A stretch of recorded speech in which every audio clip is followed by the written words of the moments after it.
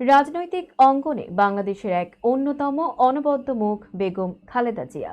তিনবারের প্রধানমন্ত্রী এবং বিএনপির চেয়ারপারসন বেগম খালেদা জিয়া ১৯৪৫ সালের ১৫ আগস্ট ভারতের জলপাইগুড়িতে জন্মগ্রহণ করেন। ১৯৬০ সালে পাকিস্তান সেনাবাহিনীর ক্যাডেট অফিসার জিয়াউর রহমানের সঙ্গে তার বিয়ে সম্পন্ন হয়। তখন তিনি সবেমাত্র কলেজের ছাত্রী। একজন গৃহবধূ থেকে দেশের শীর্ষ এক রাজনৈতিক দলের নেত্রী হয়ে ওঠার গল্প হার মানায় যে কোনো উপন্যাসকেও। বিস্তারিত ডেস্ক রিপোর্টে। আমি বলেছি আমার কিছু চাই না, আমি এখন জনগণের জন্য, দেশের জন্য, মানুষের জন্য কাজ করতে চাই। বাংলাদেশের মুক্তিযুদ্ধ চলাকালীন দীর্ঘ ৯ মাস বেগম খালেদা জিয়া ২ সন্তান সহ গৃহবন্দী ছিলেন। ১৯৭৫ সালের ৭ নভেম্বর সিপাহী জনতার সংহতি ও বিপ্লবের মাধ্যমে মেজর জেনারেল জিয়াউর রহমান রাষ্ট্র পরিচালনায় সম্পৃক্ত হন এবং পরে প্রেসিডেন্ট নির্বাচিত হন।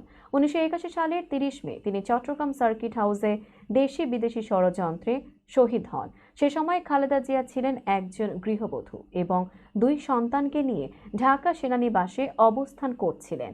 জিয়াউর রহমানের মৃত্যুর পর বিএনপি ছিল বিপর্যস্ত। ১৯৮২ সালের ২রা জানুয়ারি খালেদা জিয়া দলটিতে প্রাথমিক সদস্য হিসেবে যোগ দেন এবং অল্প সময়েই সিনিয়র ভাইস চেয়ারম্যান হন।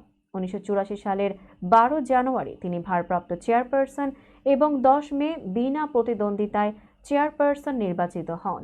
পরবর্তীতে ১৯৯৩, ২০০৯ ও ২০১৬ সালের কাউন্সিলে তিনি আরও ৩ বার এই পদে নির্বাচিত হন। ১৯৯১, ১৯৯৬ ও ২০০১ সালে তিনি প্রধানমন্ত্রী হন। ১৯৯১ সালে পেয়েছিলেন জামায়াতে ইসলামীর সমর্থন। তিনি সার্কের চেয়ারপারসন ছিলেন ২ বার।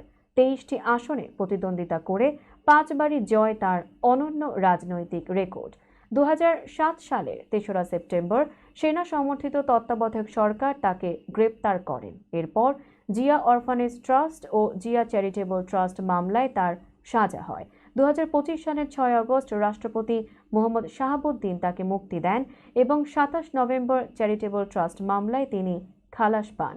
বিএনপি নেতাদের অভিযোগ, কারাবন্দী অবস্থায় তাকে স্লো পয়জন দেওয়া হয়েছিল এবং চিকিৎসার জন্য বিদেশে নিতে আবেদন করলেও আগের সরকার সাড়া দেয়নি। দীর্ঘ ১৫ বছরের লড়াইয়ে তিনি হয়ে উঠেছেন আপোষহীন প্রতীকের নাম।